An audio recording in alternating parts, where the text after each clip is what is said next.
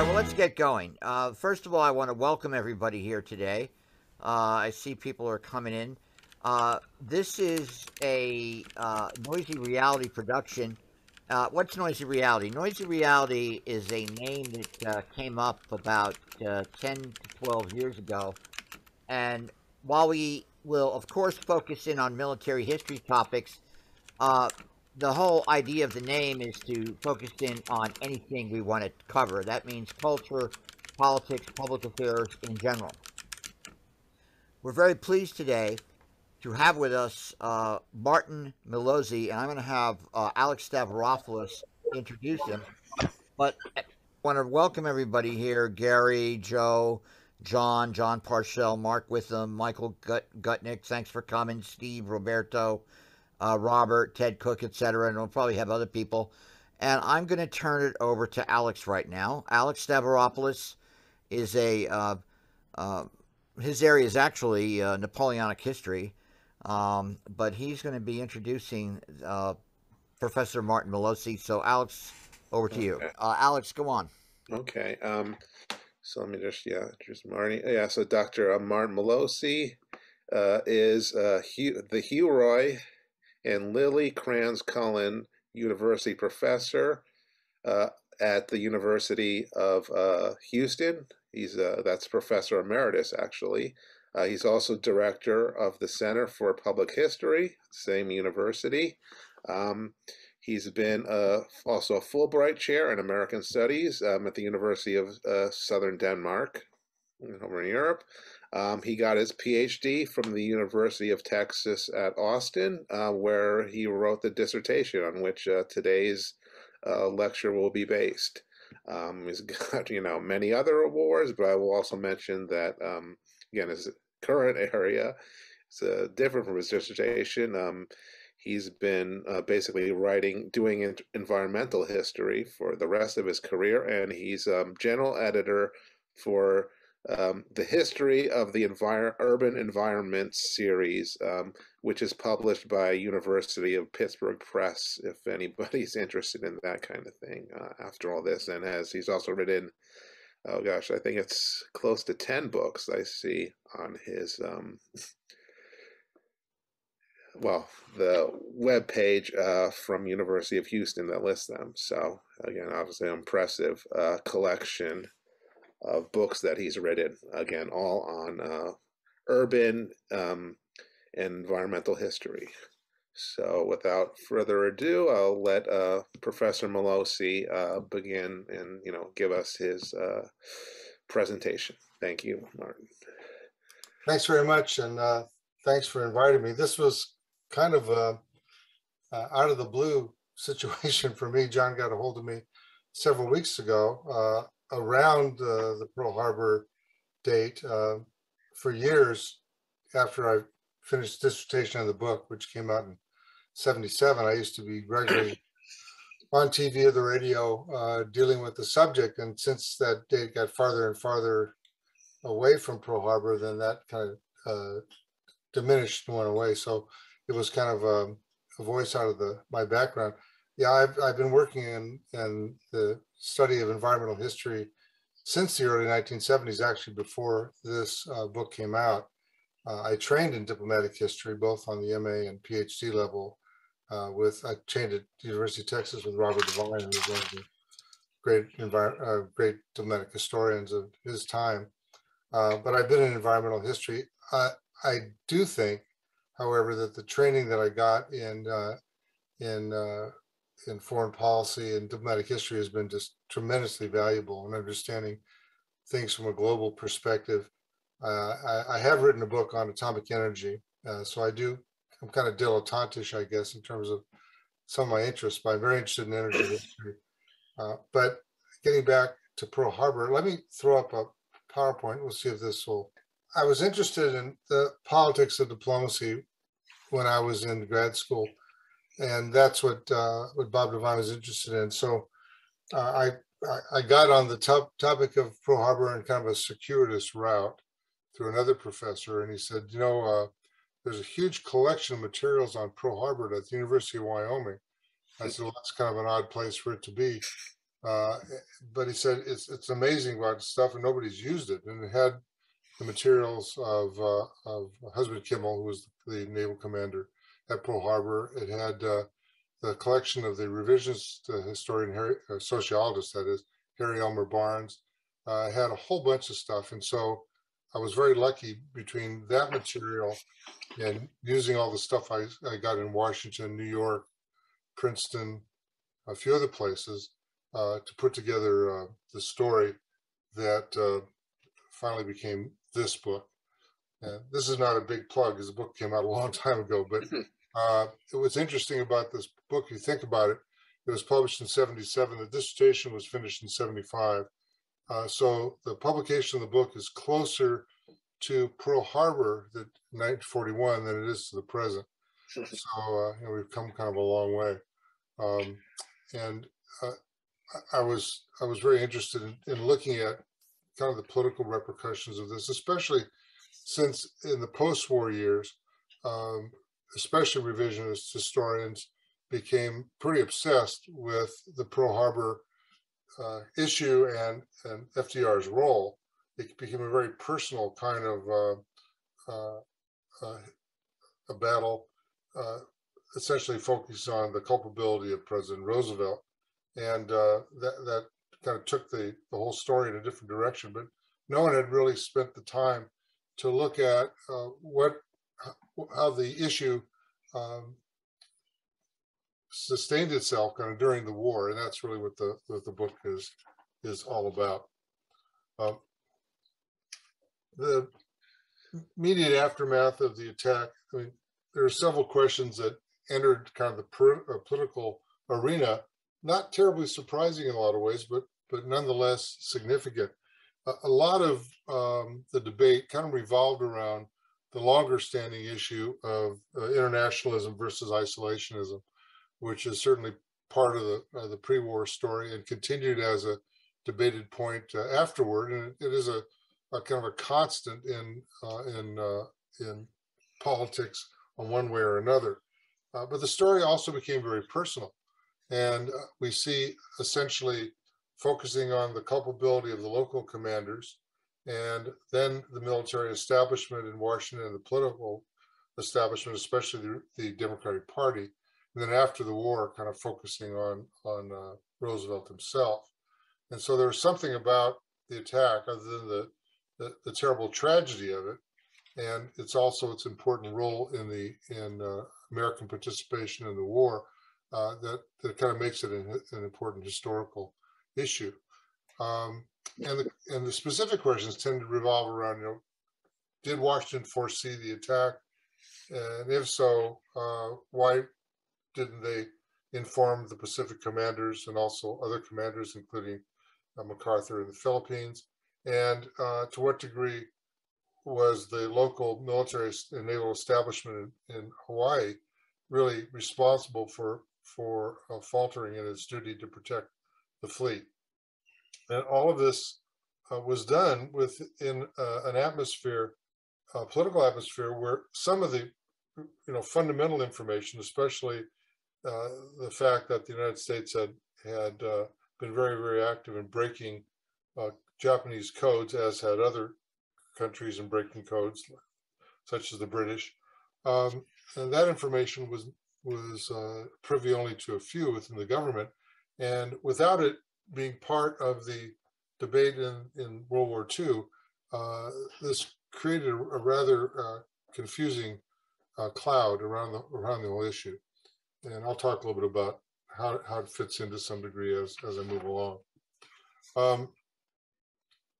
It was not surprising that once the attack took place and so many casualties, it's such a dramatic event, and also kind of rather low expectations that the Japanese were capable of doing this. And this had a lot to do with longstanding American attitudes toward the Japanese, toward what they believed to be the kind of their current status as a military power, and so forth. And so kind of the questions tended to turn inward, and questions had to do largely with culpability in Washington among many institutions and groups, specifically directed at the Navy and the Army. And all of these kind of questions led eventually to a very, very active partisan political controversy. And again, that's not necessarily surprising, but the intensity of it kind of reflected the current state of politics and the attitudes toward the war going forward. The critics of Roosevelt administration, primarily the opposition party, Republicans, wanted a public disclosure of the cause of the disaster. Obviously, in general, the public wanted to know this.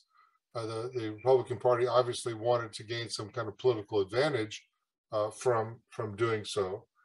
Had the parties been reversed, the situation would have been the same. So I'm not really, questioning the motives of the Republicans, saying this is kind of politics as usual, good, bad, or indifferent. It's interesting. This is kind of a sidebar. How attitudes change over time. When I was doing some interviews in Washington, D.C. in 1974, I talked with Homer Ferguson, who was, during the wartime years, a senator from Michigan. He was a gigantic critic of Roosevelt. And I wanted to talk to him because he got deeply involved in this whole debate over Pearl Harbor, and I wanted to kind of get a firsthand view. Ferguson was 86 at the time. He was sitting on the Military Court of Appeals. And I started asking about Roosevelt, and he had nothing bad to say, not at all. And I thought, well, time apparently heals all wounds. So in some cases, some of those interviews proved not to be as useful as I'd hoped. For their part, the Democrats saw the political attack for what it was, and they responded not simply in national security terms, but in political terms. They tried to shelve the questions of responsibility. They hadn't even sorted that out, to be honest, but they realized that by doing that they kind of opened up the war, the diplomatic policies of their party. They wanted ultimately to silence their critics, and they tried different ways of doing that. And they wanted to keep the national attention on the war effort. That made sense in terms of the prosecution of the war, but that was also kind of a political objective that the Democrats utilized in dealing with Pearl Harbor. There were essentially 9 investigations of various kinds, ranging from the ones conducted by the Army and the Navy themselves, which included the Hart Army Pearl Harbor Board, Naval Court of Inquiry, Clausen, Hewitt, and Clark investigations, and then the Knox report, which was Frank Knox being sent to Hawaii for the first look at what happened, followed by a presidential appointed commission under Justice Owen Roberts, and then finally at the end of after the war, a joint congressional investigation in the whole set of issues surrounding the war. So there was a substantial amount of activity going on. Each of the investigations kind of played somewhat into the political saga that took place. There were probably a few more informal kind of inquiries, but these tended to be the ones. And when the report of the Joint Committee on the investigation of Pearl Harbor was completed, all of its documents included information about each of these reports. And for many years, that information from the Joint Committee remained secret, and it was not in the public. By the time I got to Washington to do my research in '74, those records were open, at least in published form by the government printing office. So I got to see them. And I had to fight like heck to get any of the other background material. To be perfectly honest, I had more problem with the civilian archivist than I did with the military archivist in all of this. But that's a story for another day. Navy Secretary Frank Knox was sent to Hawaii to do a preliminary investigation on what happened, and his response was pretty blunt. He felt that everybody was asleep. He didn't tar any individual. He didn't go after the Army versus the Navy, but he essentially said that they weren't aware of this happening, and that was the end of it. He and Secretary of War Henry Stimson began to formulate a plan, which would be kind of a hard-line position to kind of that would put all the attention on the local commanders and really not try to see it go farther up. I guess they're covering their behinds in the Navy and the Army and certainly within the government at this point. Didn't want anything to leak out that might be either sensitive to the war effort, affect national security, or affect them directly. So when he reported to President Roosevelt, he talked about the lack of readiness by the local commanders. He didn't dwell on specific or individual responsibility pretty much, but he talked generally about that failure locally. And at that point, Admiral Husband Kimmel, the naval commander in Hawaii, and General Walter Short, the Army commander, were relieved of command. And then they replaced it with a unified command in Hawaii. This was kind of a first stage for Kimmel and Short. There was no plan for a court-martial because they didn't assign specific culpability at that time, but they were simply relieved. And again, that in itself was not a surprising act, but it would lead to kind of a further set of actions with respect to Husband and Short. And this is just a picture. This is a picture of them with Lord Mountbatten, obviously Short on the left and Kimmel on the right. I was able to go through Kimmel papers, again, a tremendous number of Kimmel papers in Wyoming. And aside from telling his story, it was very clear what toll this took on him as a person. The same way with Short. I didn't have access to materials for Short, but he kind of faded into alcoholism. Kimmel got increasingly frustrated and upset and paranoid during all of this, and it became a very traumatic situation for the two of them on a personal level.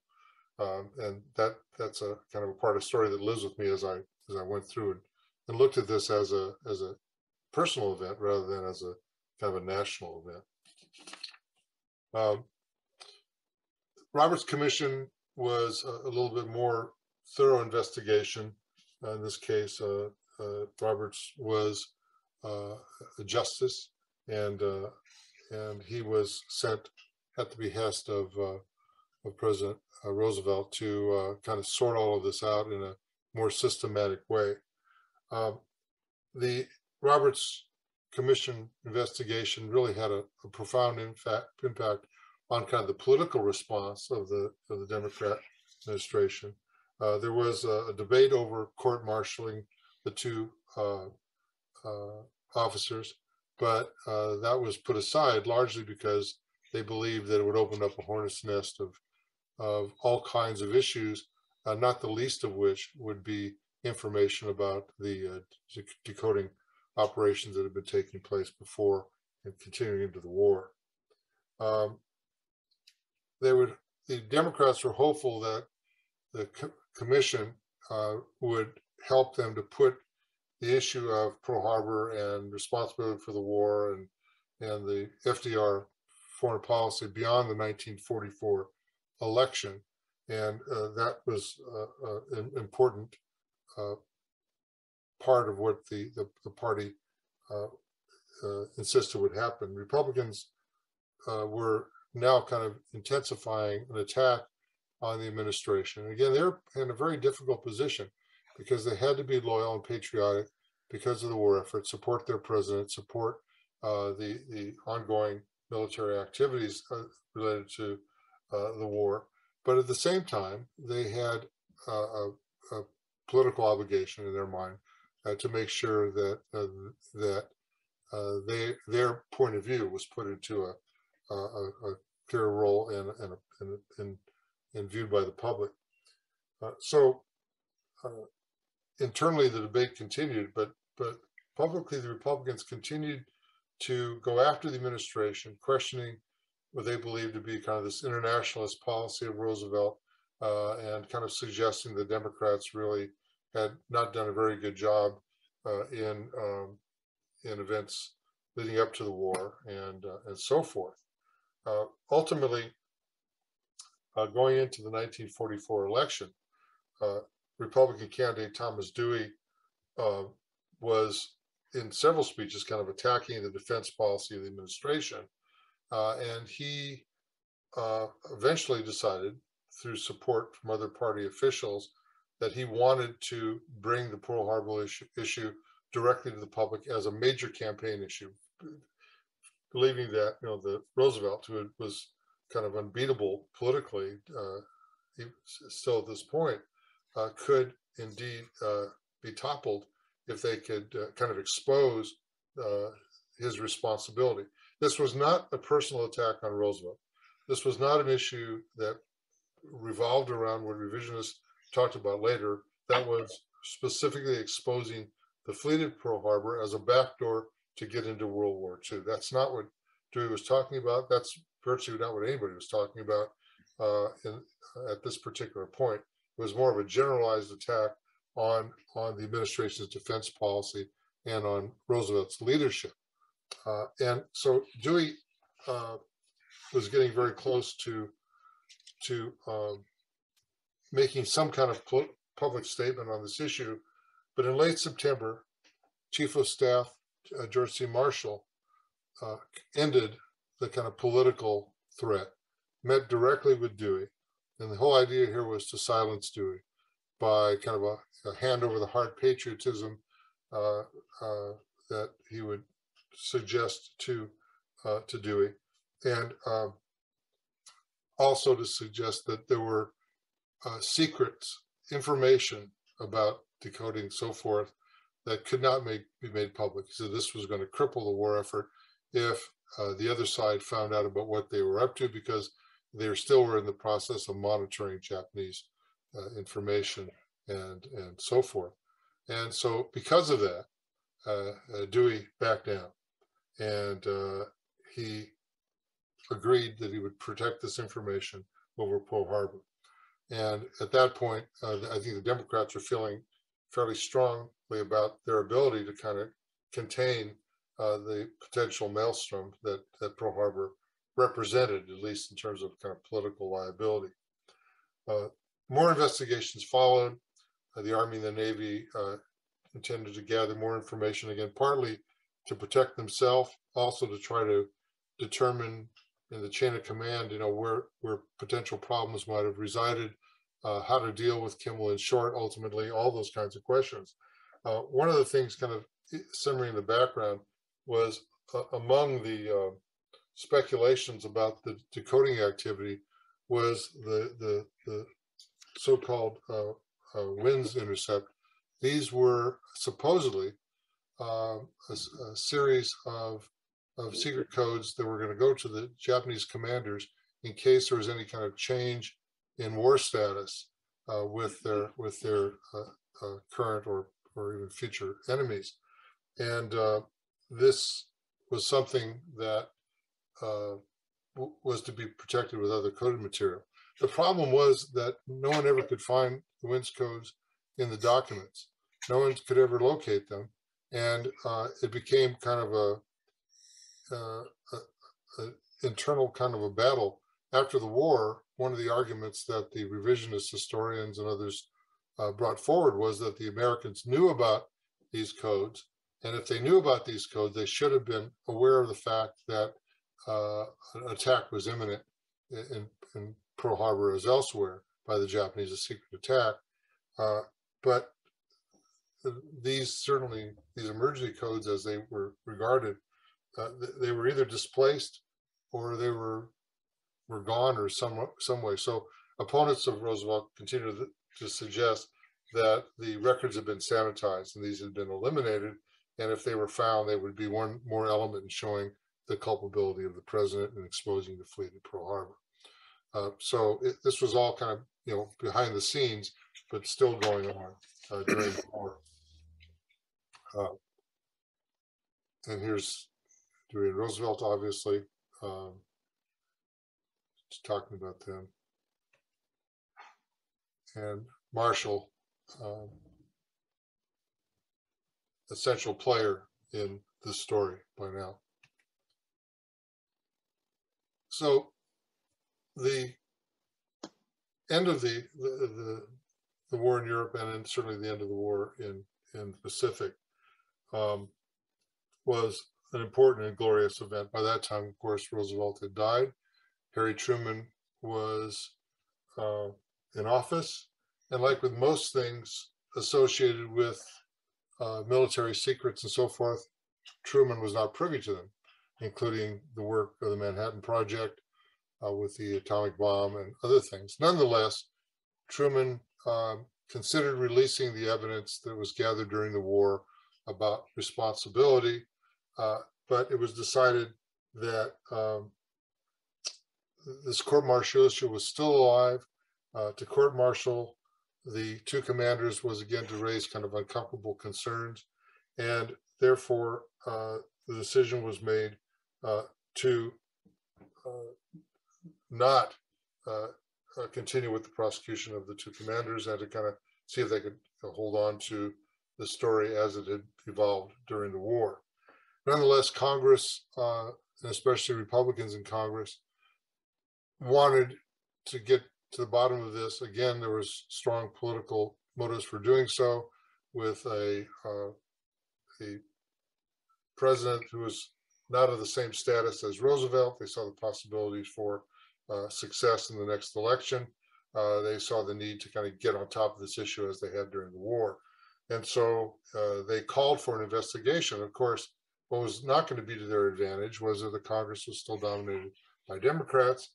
And beginning on November 15th of after the war, Senate Majority Leader W. Barkley becomes head of this investigation. The commission, the group, did include members from both parties. And as you might imagine, they came away from the investigation having different views. There was a majority and a minority report that followed. There was a flurry of interest over the disclosure of the code breaking. That became a major issue, in some ways kind of deflecting attention away from Pearl Harbor, but in other ways, reestablishing it as a key kind of a question. The reports had kind of predictable outcomes, but it's interesting that they really didn't stray too far from each other, at least not in a gross sense. And there was nothing in them that said that FDR intentionally exposed the fleet at Pearl Harbor. So this did not resolve anything. The commanders were not court-martialed. The issues that had been made public during the war, soon after, now were ended, but the speculation continued, and it was continually intensifying in print rather than in kind of the political setting of Washington. And here's Barkley, and he certainly tried to manage the investigations to make sure that things did not go badly for his president or his party. I did speak to Gerald Gastel, who was the Democratic counsel, the chief lawyer for the Democrats. When I talked to him, I was in Washington, D.C. in '74, as I mentioned. This was during U.S. versus Nixon, and everything in Washington was about Watergate at the time. So when I saw Judge Gastel, he was at the circuit court, and he was heading the trial with John Ehrlichman at the time. And I walked in a couple times to see him, and I ran into John Sirica a couple times while I was there. Didn't talk to him, but I talked to Gastel, and it was very hard to kind of, I was not a really adept oral historian, so it was kind of hard to get much information out of him about Pearl Harbor and the investigations, since his mind was certainly other places. I was really curious about what was going on in Watergate, but obviously they were not going to tell me very much. I was sure. But what I got from Gastel was a kind of a gut feeling. This was a very staunch Democrat, and he did his job, and he didn't really waver in his opinions. And so I didn't get anything that was surprising. It's just that that whole time in Washington was kind of a interesting period to be doing research. That was my first major research trip as a young historian, and had a major imprint on me in a lot of ways. The reports, as I said, were, I don't know if you can see the book. This is Harry Elmer Barnes's book, Perpetual War for Perpetual Peace, which was one of the major pieces of work that came out of the war that really went after the Roosevelt wartime policy. Now, just a few observations, then I'll stop. Creating the scapegoats is really not the administration's initial intention. I didn't see that at first, but certainly when they were taking kind of middle ground between kind of blatant reprisals on the one hand and full disclosure on the other, they came to realize that maintaining Kimmel and Short's innocence, at least in the biggest sense, was not going to work. And at the same time, they didn't want to court-martial them because they feared that would open up a whole lot of issues. So in reality, Kimmel and Short are scapegoated in this story. And also what follows that initial effort on their part to kind of contain the issue is an out-and-out attempt to camouflage the information. It was a cover-up in any way you can think about it. So there was an effort to contain information. The pressure of the Republicans certainly had kept them on this path. They didn't do this without being prodded a bit. But nonetheless, the political outcome, at least in the short run, from the point of view of the Democrats, proved to be successful. But there's lingering questions that continued on and on afterwards, and those kept kind of Pearl Harbor in at least some level of discussion, if not a kind of a linchpin issue.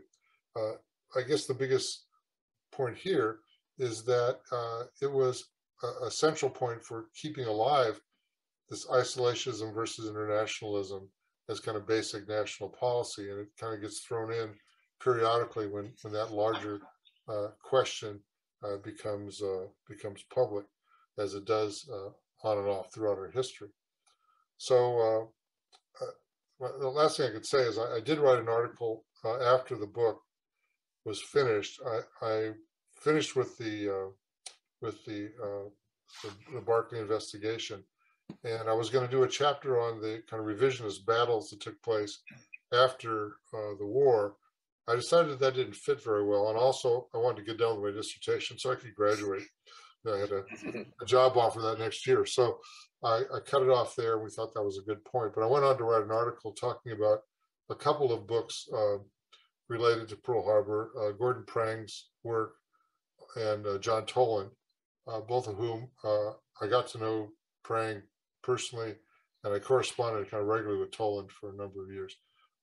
And used those books as a jumping off point to talk about the continuing debate over the war, how it played out in the literature, and how it kind of sustained the discussion of internationalism versus isolationism. So on that note, I think I'll stop. All right. Well, thank you, Professor Melosi. And I guess let me just ask one question. My first something that I noticed I find interesting in the dissertation is how it kind of started to influence public opinion, all these investigations, and particularly can you talk about the polling, which was very interesting, that occurred about, where they asked Americans, after all these investigations, well, who do you think is responsible? And, how kind of, if you can, whatever that you can recommend, remember in terms of, how Americans came to, who they came to blame, essentially, or if they did anyone. I think in the public eye, the issue fades when the war is over, because the war is over, hallelujah, let's move forward. The other thing is that the Pearl Harbor issue does not take place in a vacuum. We have a bigger set of debates would revolve around the dropping of the bomb on Hiroshima and Nagasaki. And that opened up a whole set of questions. The Cold War is just beginning to show itself. So in a lot of ways, this issue gets kind of lost in the public sector. If it did sustain itself, it tended to be largely along partisan lines. Now, politics were not that siloed as they are today. And the parties were not nearly as ideologically, quote unquote, pure, as they appear to be, today. So you don't have a conservative Republican Party and a liberal Democratic Party, or whatever you want to call them. They're quite more complex than that. So in many ways, those people that were going to hate Roosevelt because of the New Deal and because of anything else, we're going to hate Roosevelt after the war. So I don't think it is as significant an issue unto itself as the other issues that kind of crop up after the war. That's my impression. All right. So I see we already have someone who's asking to make a question. So let's Ralph get it started. Unmute yourself and ask your question. Yes, thank you. I'm just wondering whether in your research or today, whether you're going to get into or share some insights into what did go wrong, and do you have some insights to share on that aspect, because that's really fascinating. Yeah, there's a tremendous amount of literature on that issue. The most famous was Roberta Wohlstetter's book on Pearl Harbor, where she looked at especially the decoding issue in detail. And her essential conclusion was that aside from the fact that they had gathered a tremendous amount of information, the process by which that was evaluated and the structure in which that material found itself to be evaluated was deeply flawed. For example, there was the Army had intelligence information that was not given to the Navy. The Army, they were kind of protecting themselves, and it wasn't unified until with Forrestal after the Defense Department becomes unified after the war under Forrestal. So her argument is that the chain of command sometimes was informed. In some cases, they didn't inform Roosevelt about some of the data because they knew that he would have slips of tongue periodically. And she does a pretty persuasive job in looking at how that whole institutional structure was weak. There have been others that have also talked about they go back to the treatment of the Japanese as a people going back to when they were in California at the turn of the 20th century, the racism that the Japanese faced at the hands of Americans, and with that, the assumption that they were not capable of that kind of a military response, that they saw them as an inferior country in terms of their military might, and that unfortunately their predisposition to think about the Japanese as not a worthy enemy had some role as well. So there have been just all kinds of studies done. There have been criticisms of the departments of the Army and Navy themselves and how they monitored activities. And also another issue is all the research is hindsight. And I went back and looked at as much of this as I could, and looking at what information was on the ground at the time, what seemed most probable, and certainly the response that the government had prior to the attack itself, was to alert American military in Panama and also in the Philippines. And that's always been an issue that the Philippines is always one that I still haven't been able to understand why MacArthur seemed to be caught such flat-footed. So these kinds of questions that you're raising, which are extraordinarily important, have been raised in a lot of the academic literature. Now, the problem is that it's the academic literature. And oftentimes, historians and other scholars don't feel the need to go beyond writing their books and arguing among each other, rather than get it to the public. And there have been some documentaries that try to do that. I know right now this is similar to Sidebar, but based on my current book, I'm working on a documentary on the book itself, because it's a different way to get to the public. So in many ways, it's a question that it's not that these questions have not been answered. The question is that they not have necessarily been made public. And like I said, there's so much going on after the end of the war that it becomes yet another issue to kind of complicate that whole experience.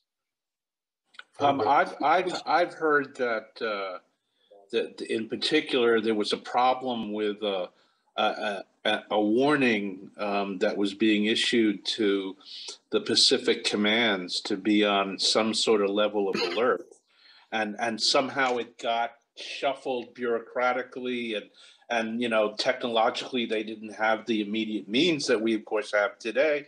And it sort of got lost or emerged like maybe a day or two later or something. Yeah. Was there an aspect to that?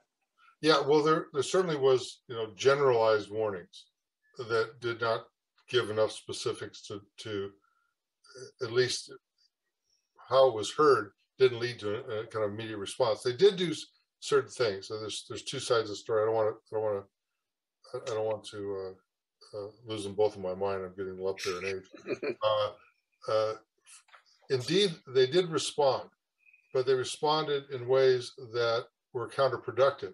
For example, I think a lot of people that have looked at Pearl Harbor realize that what Short did with his airplanes was bunch them all in the middle of the airfields, which was great for the Japanese, shooting ducks in a barrel. And there was some question about the efficacy of radar and how it was used and how it was received. So there are a lot of little pieces of things that either were done, some was done with respect to potential espionage related questions, some was done with kind of protection.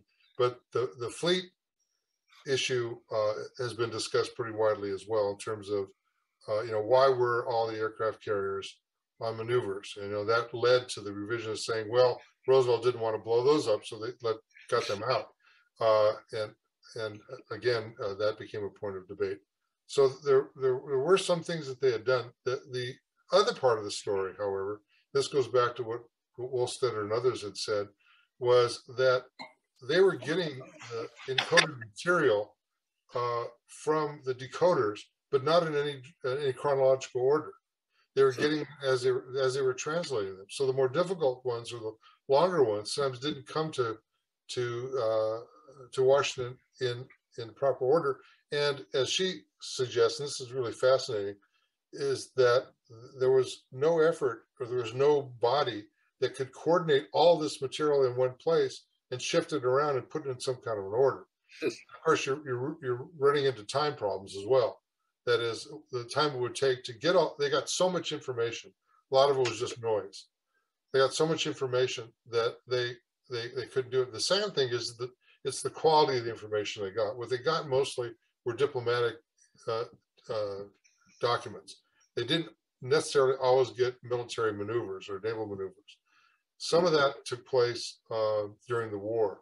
I went to a conference at Annapolis when this book came out to talk about my project. And before me, there was a talk by a series of code breakers from Germany, UK, and the United States, talking about the war, the Atlantic War. And what they were suggesting is that they were each getting information, and as a result of the information they got, they would make a move. It was kind of like a three-way chess game, kind of moving fleets and everything, moving it around as information came in. But as they all said, there was no kind of centralization of data. And so all of these things, after the fact, they make a little sense now. At the time, you wonder, how that was possible. But there have been there have even been some fiction movies that have kind of tried to deal with these issues in some respect. But the literature, like I said, is vast, and even though it was not really central to what I was writing about, I had to read all of it. I had to read everything in order to test it, and I also had to follow up on the question of Roosevelt culpability. I needed, I believed beforehand that was not true, but I thought the only fair way for me to deal with the book was to examine as much information as I can. So I did talk to some of the revisionist scholars. Percy Graves was one who Harry Elmer Barnes had promoted as his heir apparent. Talked to him. I talked to a few others. I got some kind of wacky responses in some cases. One guy told me that all the Japanese Zeros were manned by Nazi pilots, which I thought was maybe not real true. The other thing I did is I went through the thousands of pages of the investigations, and I'm not telling you I read them word for word, but I did go through all those investigations and looked at key places where I thought I might find some evidence of a different interpretation rather than the party line, that it was getting from the Republicans. And there's a lot of inconsistency, of course, but I came to believe that there was no persuasive evidence that I could see that would be true. And also, it didn't seem very rational. I mean, Roosevelt wanted to get in the war. Believe me, he did. And the attacking submarines in the Atlantic and there were plenty of other ways to make that happen. Yeah, and he tried some, and of course he was very aware before troops went into North Africa that he couldn't do much until after the midterm election, because he was saying that we're not going to get into this, and he knew darn well he was, but the Pearl Harbor thing didn't go that way. I just wanted to pipe up and say that I wrote an article, it came out 10 years ago, actually, that won Naval History Magazine's Author of the Year award, not to toot my own horn, but just another aspect that you might be interested in is I have a pretty strong belief that the U.S. Navy had no real comprehension of the advances that the Imperial Navy had made in naval aviation in the 6-month time span from the formation of First Air Fleet on April 1, 1941, up to the point of the attack. And basically, you got the U.S. Navy that has not made this conceptual leap to multi-carrier operations. And so how, from an intel standpoint, if you're Joe Schmo working in intel for the Pacific Fleet and your own outfit doesn't understand what the Japanese have in terms of operational capability, you have no means to predict what that force can do against you. We didn't understand their capabilities. I think that's absolutely right. I know there were some issues that I kind of saw, like the ones some of the guys figured that the harbor was too shallow, so they couldn't use torpedoes. Well, they found a way to do it, and they put fins on them. And you're right. I think that there's a lot of collateral information that in the larger picture becomes very, very important. And what was the mindset? What was the rate of knowledge? Now, this would not be the first time in history that that somebody underestimated their opponent. Yeah, for sure. But it's pretty obvious that in this case, I don't certainly know as much as you do, but it's not surprising to me that was true. Yeah, there were just a lot of sort of nuts and bolts operating things that the Japanese had to work out in that time frame. I mean, it's one thing for Yamamoto to say, okay, First Air Fleet, put all the carriers together, make this happen. But then the Japanese actually had to go out and figure out, okay, well, how are these ships going to steam together? How are they going to launch aircraft? What's the optimal composition of a deck load of aircraft to get it off in a reasonable amount of time? Once those planes are up in the air, are they going to come in carrier-sized packets, or are we going to amalgamate them and command them centrally? And if so, who's going to do that? So there's all of this kind of basic blocking and tackling that's got to happen. And the U.S. Navy has not done that same homework, so they don't even understand how this animal works. Yeah. So really. Yeah, the bottom line is that the Japanese carrier force had kind of metastasized in the space of 6 months, from being 4 carriers to 6 carriers that can bring 400 aircraft to the party. That's just nothing that anybody had ever dealt with before. That happened in a different way with the development of the atomic bomb. I mean, the Soviets had tons of information. They had infiltrated Manhattan Project. They had gotten data from England. They had gotten more information than anybody, but here Eisenberg is saying, well, it's going to be really, they're not going to be able to do this because they need, with heavy water, they're going to have this calculation and the other. And he was wrong. As brilliant as he was, he miscalculated on the design issues, and Stalin, got into a situation where he was not believing his own scientists, and so these kinds of things are necessary for us to understand, and what the mindsets are in dealing with. So that's cool. Right, so let's go to, I think Mark has a question. Mark with them, you can unmute and ask Martin. I should not be on mute now. Thanks, Marty, for the presentation, and thanks, John, for mentioning that part about the first air fleet arm started in April. I did not know about that, and that kind of I wish I could modify my question a little bit given that new knowledge. But what I was going to comment that is, it seems like this was more than, it was kind of like a lack of imagination. The U.S. Navy really didn't think they were battleship guys. They didn't realize the utility of carriers, and shouldn't they have known that because of the British raid on Toronto? And would that knowledge of Toronto not just be a fault of the local commanders, but someone higher up with a bigger theater view? Shouldn't they have said, "Oh yeah, the British did this. We should be thinking about that," and then the local guys should be thinking that. Let me talk about that, because I got some pretty strong views about Taranto. Taranto absolutely was a very effective attack, but if you compare Taranto against what happened at Pearl, they're just completely different animals. At Taranto, you have one British carrier that knows that it can't stick around in the neighborhood come morning because it'll get clobbered. So you've got a night attack. It's very much hit and run. And it was highly effective, don't get me wrong. But with the Japanese, they come across 3,500 miles of ocean with 6 carriers. They not only attack the naval anchorage, they shut down every airfield on Oahu simultaneously. In fact, if you look at the allocation of aircraft in that attack, they actually use more aircraft for air suppression than they do to actually attack the anchorage. And so I just kind of, this is Ford Model T versus, pick a mid-1950s Cadillac of some sort. They're completely different animals. Granted, the Japanese were aware of the usage of torpedoes in Taranto's harbor. And they sent a naval attaché over to Italy to kind of check this out. But they had already been working on the problem of modifying their own Type 91 torpedoes to be able to operate in Pearl Harbor. So I don't see the operation as being derivative of Taranto. That said, back to your original question, shouldn't someone in the USN have gotten the clue that something like this was possible?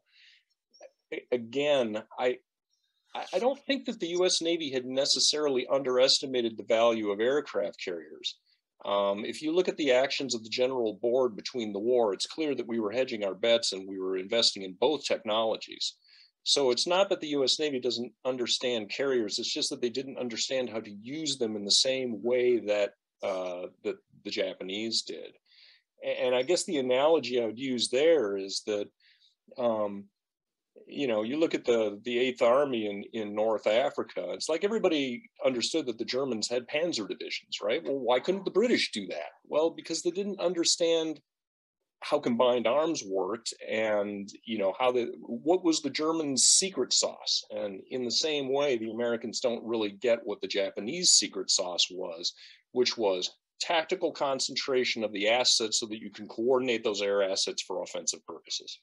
And also there's the specific circumstance of Pearl Harbor. I mean, why did they move the fleet there in the first place? They moved the fleet there in the first place ostensibly because it was supposed to be a deterrent. And so if they assume there's a deterrent because of what they believe are overwhelming, amounts of materials and shipping and so forth, that creates a mindset, that makes it kind of difficult to see other options. I think it is important to kind of look at the specific set of circumstances, the role that Pearl Harbor plays, in order to kind of gauge why they slipped up. The Japanese were really good at this. They did a great job. Nothing you read credits the Japanese, at least contemporary.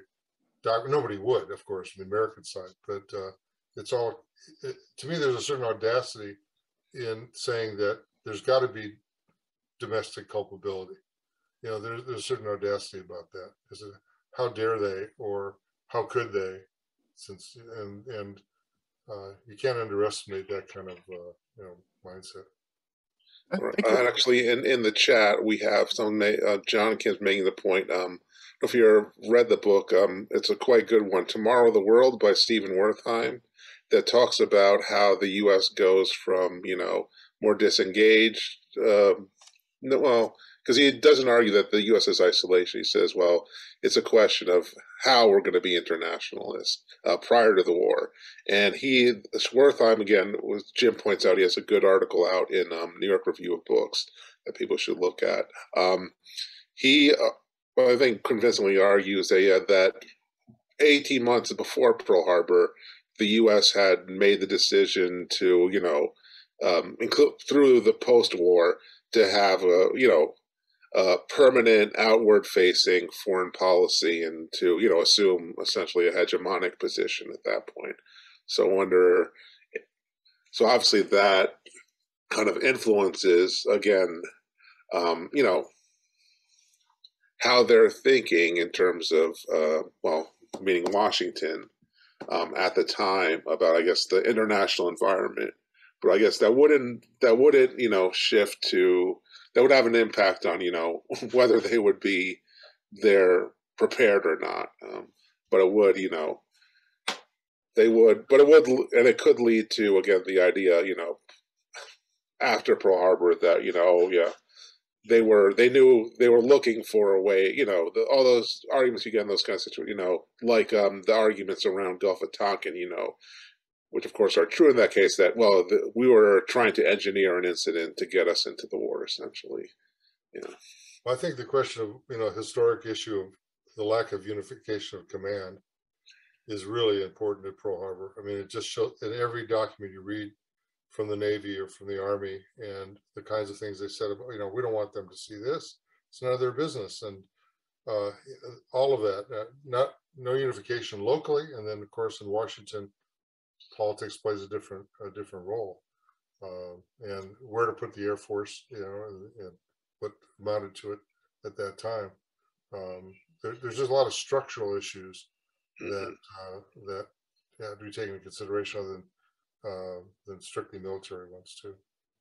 Yes, I think Gary has the next question. So Gary, unmute. Go. Hey, so it seems like we're talking about this issue in the same context or same framework as the, let's say, the post-war debate and investigations, which center on Japanese intentions and what we knew about them and that sort of thing. And John just added some interesting stuff about their capabilities, but that's to a certain extent that question has been out there before. But I think, what about, I look at it more from the standpoint of the mission of the commanders, especially Short. I mean, his mission was to guard the fleet. He has all these fighter airplanes. I don't know this for a fact, but I'm pretty sure it's probably the largest concentration of American fighter planes anywhere. They're not there. They didn't send them out there to protect them from sabotage. Right. They were out there to protect the fleet. And so I just don't see how he escapes culpability.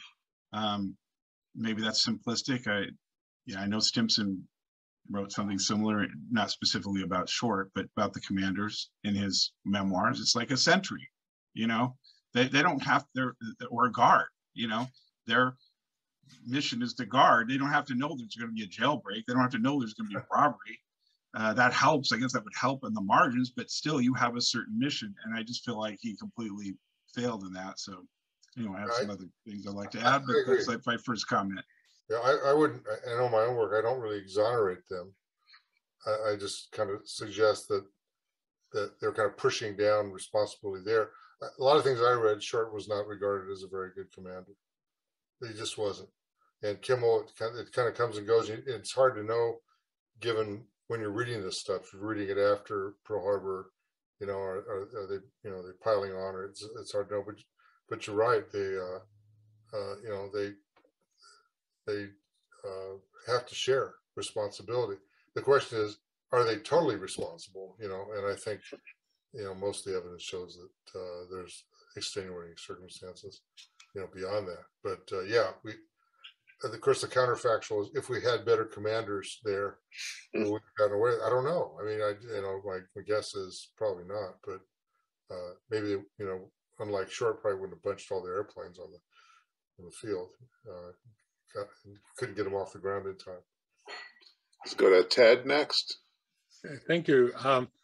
Let me just say, I want to thank John made a couple of very good points there. Just I just lost my, clicked on the wrong button here. Yeah, no, I think it was a very important point to realize that the Japanese planning for this operation, this was the first try. Okay, this was all of these things that we talked, that John outlined, and which we can examine. Add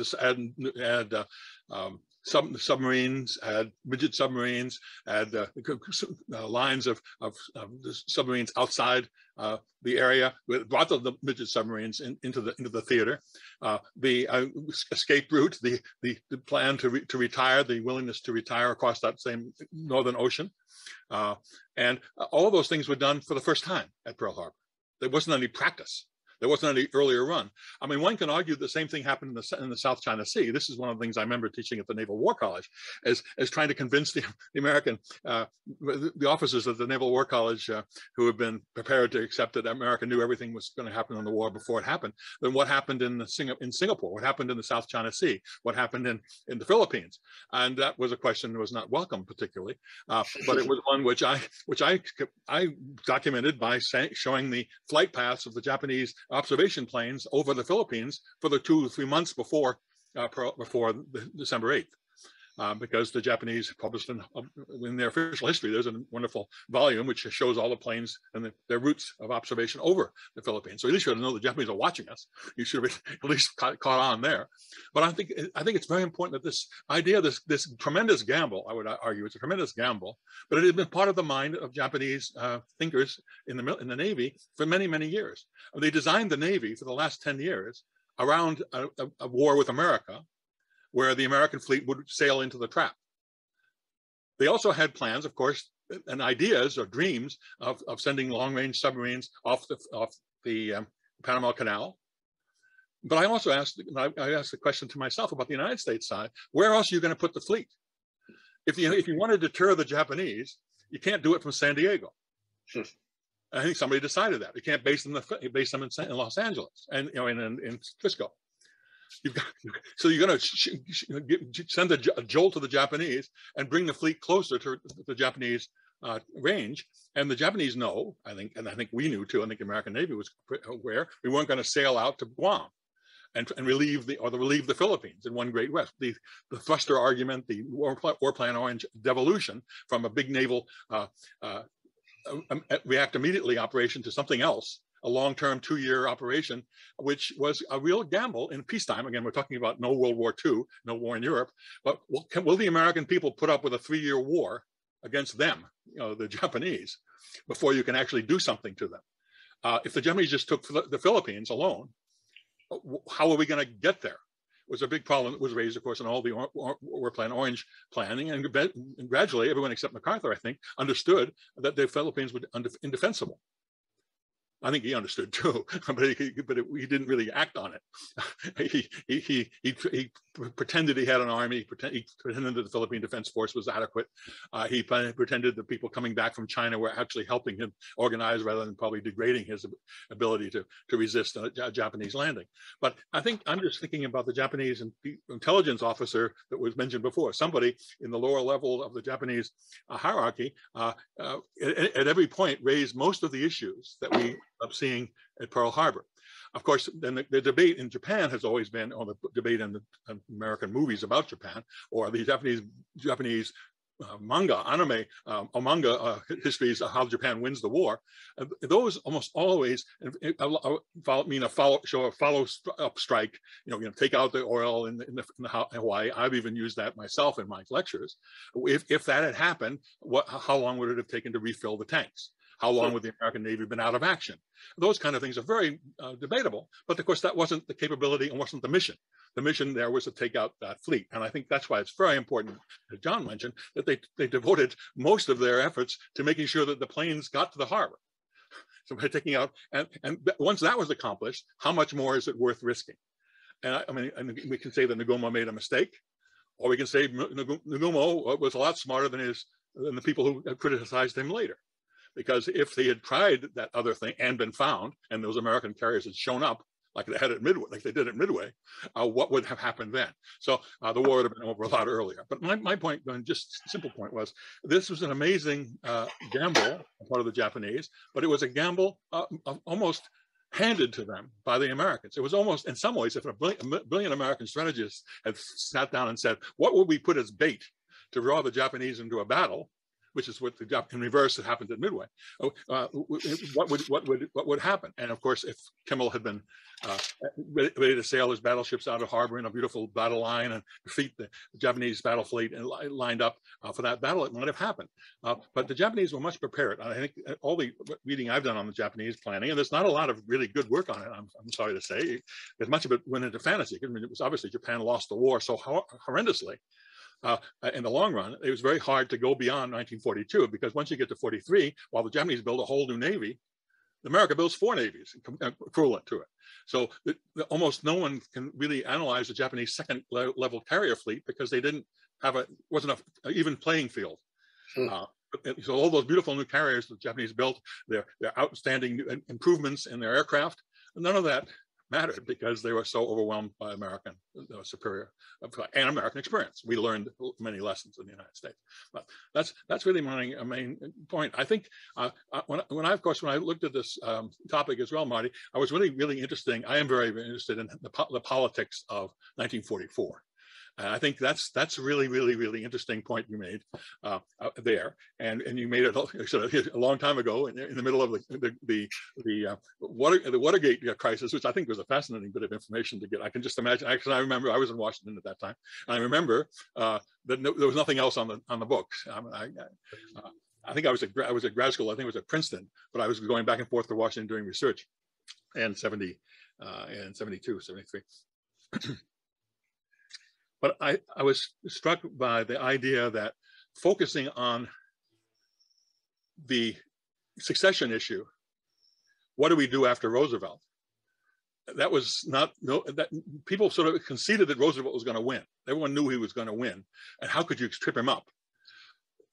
I'm sure, and I know that there was they dumped Wallace to make sure that Wallace didn't become president. And there was a lot inside the Democratic Party. I don't know enough about that. I happen to be a Henry Wallace fan.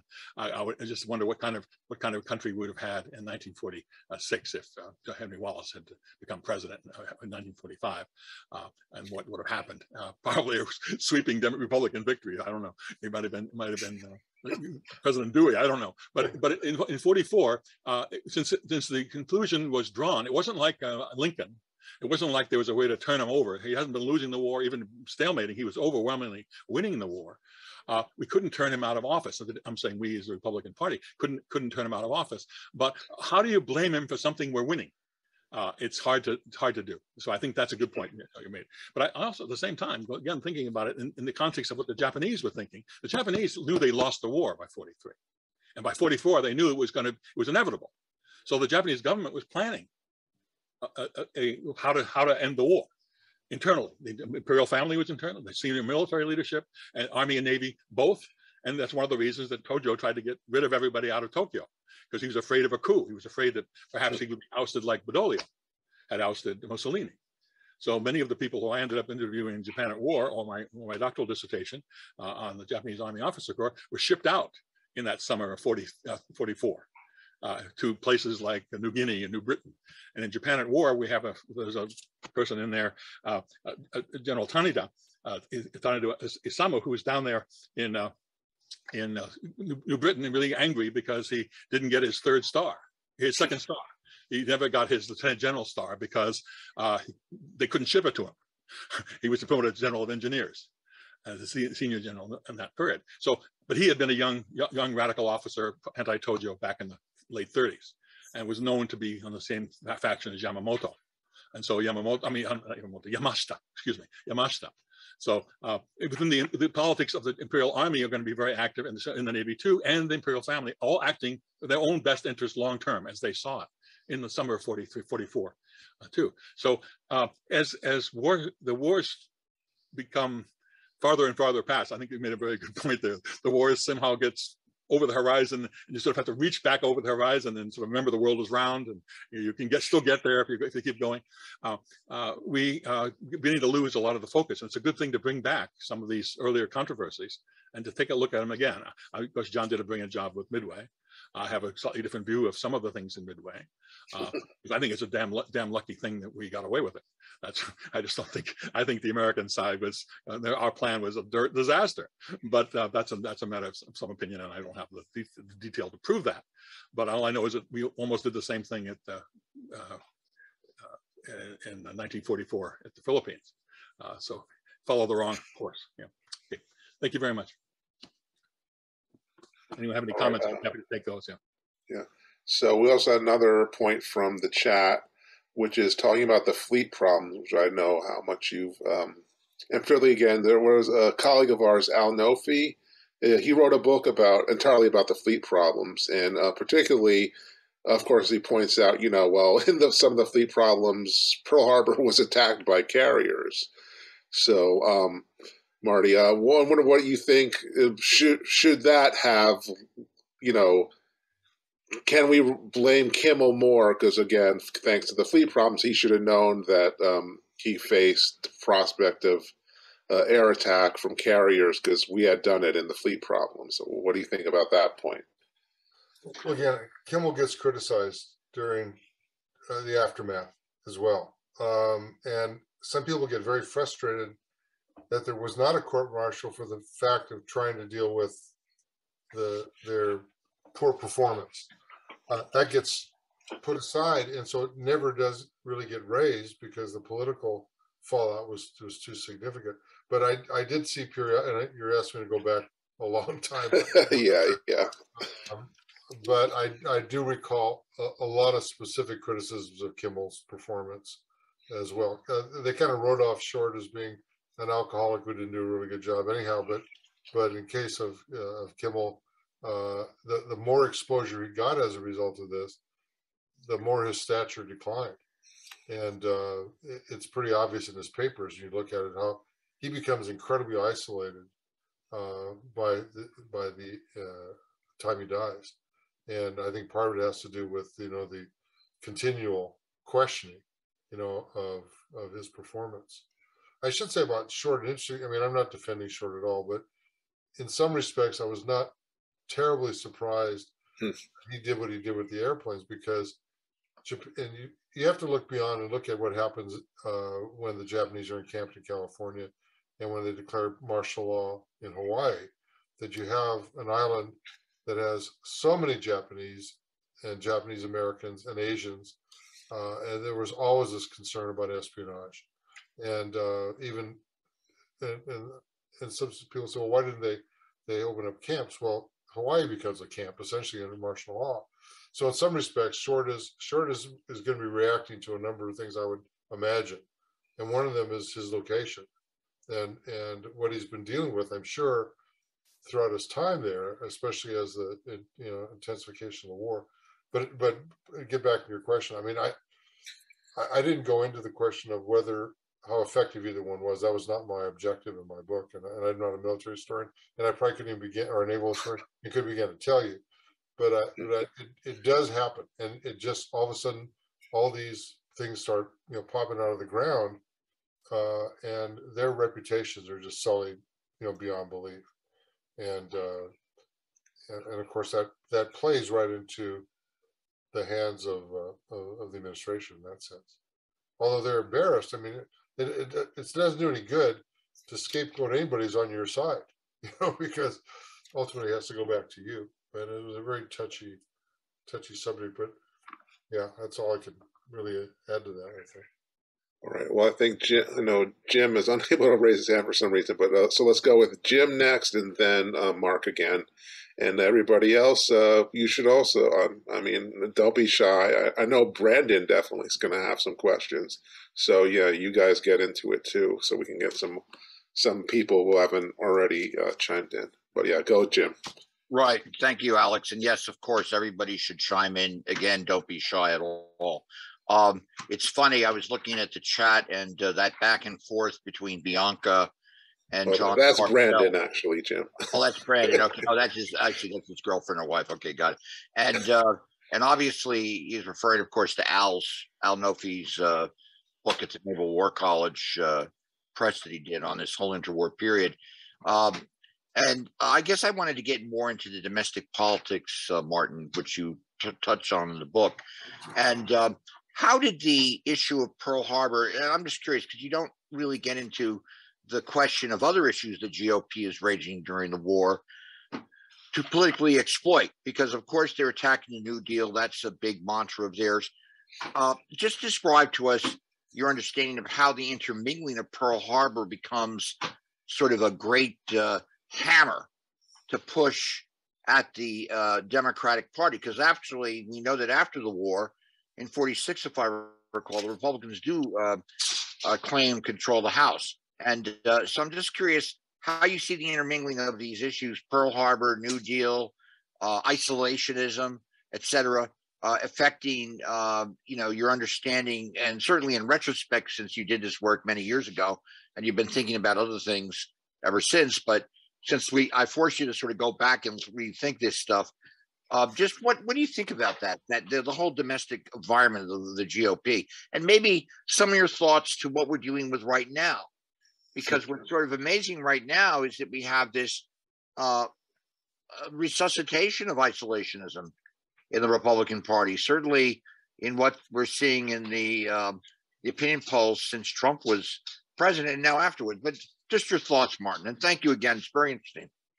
Yeah, well, the second part first. I think there's usually going to be all kinds of parallels we can look at when we're talking about partisan politics. The situation in the last few years is so unique in many respects. There's not been a period when you have such siloing of political views and the way in which the parties kind of operate vis-a-vis the other party. I think during the war, and I'm just speculating a little bit, certainly the Republicans had been making points on New Deal issues going into certainly the third term with Roosevelt. I mean, you look at Roosevelt's popularity begins to decline, and it makes sense. So he's in office forever, for goodness sake. But as the Depression, I mean, the Democrats are almost victims of their own success. For whatever reason, the Depression is ending.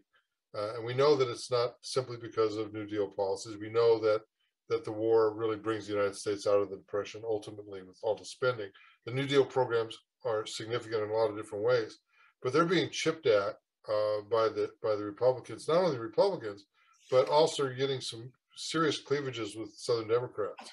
Southern Democrats were kind of, in some ways, had to play ball in order to, get what they wanted, and Roosevelt could kind of cover up those vast differences between the Democrats and others. Certainly in '38, when there's a recession in the United States, the court packing incident, all those kinds of issues that become divisive within the party. I think the Republican Party begins to see that there's not this uniform block, this New Deal block that keeps them from being successful. The other end, by the time they get closer to the war, it is kind of it would be a little frivolous of them to sit there and focus on domestic New Deal issues when there is so much going on in the war, when there's in the world, certainly with the rise of Hitler, Mussolini in the 1920s. We're not talking about something that just happens in '33 with Hitler. We see something going on in Italy. We see it in Spain. My dad happened to be in Italy in 1937 to 41 as a seminarian, so I've got a different view on what that was like there. But all that stuff is building up, and certainly it's getting very intense into the late 30s. And certainly as Hitler's making the move, even during the phony war period in 39, all of a sudden we know the world is changing. And the Republicans are caught between focusing on New Deal issues that they've been trying to fight against for a long time, some of which have proved to be a little more successful than they hoped, and also contradicting the commander-in-chief. So there's not a lot of issues that they can use to kind of strengthen their place. They can kind of keep up, trying to keep the Democrats somewhat divided. But Pearl Harbor offers that unique opportunity to criticize something that they probably wouldn't have done otherwise. To simply say, well, we don't agree with his foreign policy is not going to be very useful. But the party, the Republican Party in general, is not isolationist and such. If you look at the polls during this period, you ask people, should the United States stay out of these affairs? You're still talking about what maybe at the most 25% isolationist sentiments in the United States, but a big enough group that they cannot challenge directly what they believe to be a more adventurous foreign policy that Roosevelt is following. So in some ways, I don't think a lot of those issues get too tangled up. They continue the kind of traditional way that they do it. But I think that this is somewhat unique. It's not the only issue that the Republicans might glom onto. After the war, there's kind of a smorgasbord of things to do. They're not faced with a formidable opponent in Roosevelt. What they don't seem to quite get is that the New Deal coalition is still holding together. And even though Truman's a baby, he's not done very much politically nationally. And what he has done is not made a big, gigantic splash. The way in which the party is constructed in the post-war years pose a real serious problem with the Republicans. Because now that the Democrats are big in the West, holding on to important places in the East, and still having a solid South, at least in their corner when they need them, they are not going to be able to move forward unless they can find some vulnerability with Truman, and they start hacking away at the New Deal again, if you remember.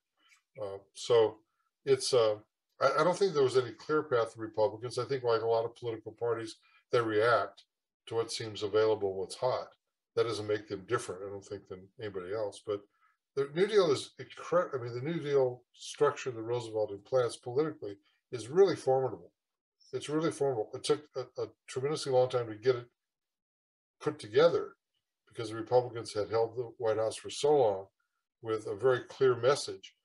And in the post-war years, they still held on to that message. So I'm not sure this strays from what you're saying, but I see Pearl Harbor as being kind of a potentially, modestly incendiary issue for a short period of time.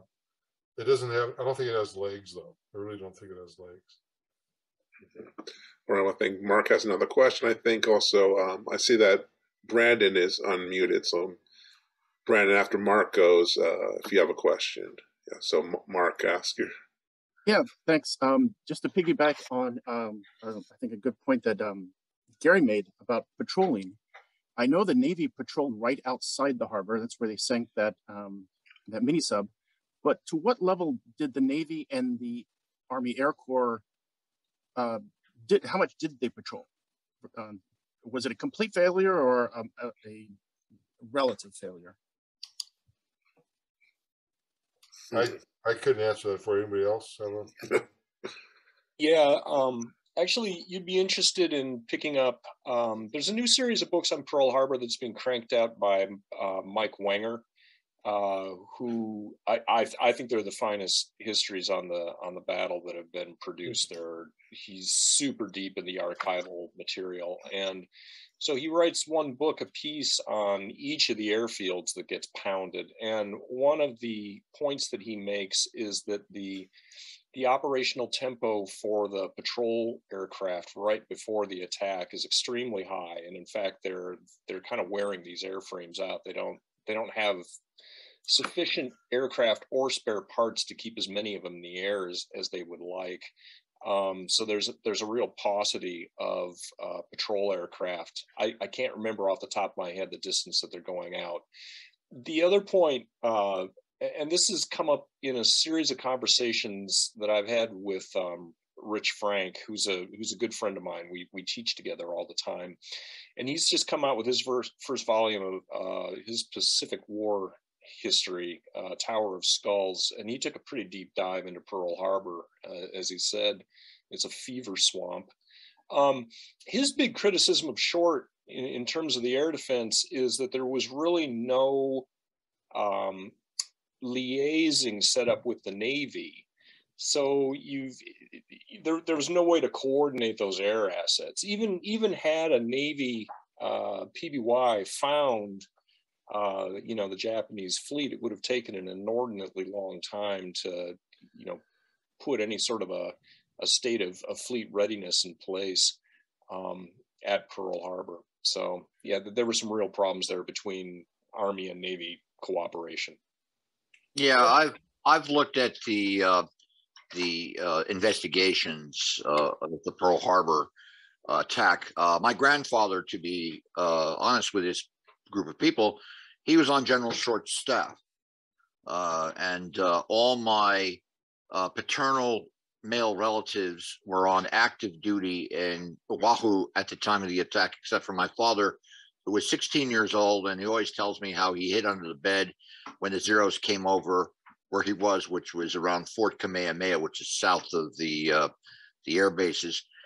When you look at the actual Pearl Harbor attack investigations, they do indeed have elements of it where they're actually looking at the patterns of the flights of the patrol craft north and northeast of Pearl Harbor. And they make a big deal in the Navy investigation about that area, which was not adequately covered. Okay, so that's one aspect of it. And then, of course, the issue was, as Ted and John knows and is discussed in any of these books, the Japanese, of course, brilliantly masked their movements north of the island and were able to get in range to do the attack. So that's one thing. One thing I am curious about, Martin, when you just gets back to the issue, and maybe you can talk about what Mark has to say too, is when the Republican representative brings up this whole question that the Australians had spotted the Japanese Navy 3 times, or somebody had spotted the Japanese Navy 3 times, and they reported that to the Americans, they ignored it. I was wondering if you could talk about a little bit about that aspect of the Pearl Harbor investigations and how that provoked people at that time. Yeah, I'm telling you, my knowledge is really, really spotty. I mean, I recall that there were again a few issues like the winds execute question, although it was not a kind of a public issue until later, that were thrown at the Democrats and not necessarily answered effectively. And I don't recall the line of correspondence between the Australian issue into Washington and where that came out. I just don't recall, to be perfectly honest. I recall the situation, but I don't know if that was deflected because it came via a particular route and then therefore did not get distributed, or if they kind of papered over it in some way. Yeah, I think in your dissertation, your book, you talk about how the Australian ambassador supposedly was the source of that, and then he denied it later. They were talking about several spottings of the Japanese carrier fleet in motion to mount a strike, and then that was used in the Congress to be rather inflammatory and provoke some of the use of it politically as a tool in American domestic politics. It was quite vivid to see that. I had never heard about that. I think it was Congressman Brassley or something like that. Yeah, your memory is a lot better than mine on that. I kind of vaguely remember it, but I don't recall how that got buried. I know similar kinds of things happened. A lot of questioning about the Philippines, and somehow that got ignored in these discussions. And I don't know if that was intentionally done, or it was, if people were throwing all these things out and they were just simply being tabled or deflected. I just don't recall. I mean, obviously the Republicans were using every bit of data they could that seemed to be inconsistent with what the administration was saying about that correspondence. But to be perfectly honest, I just don't remember.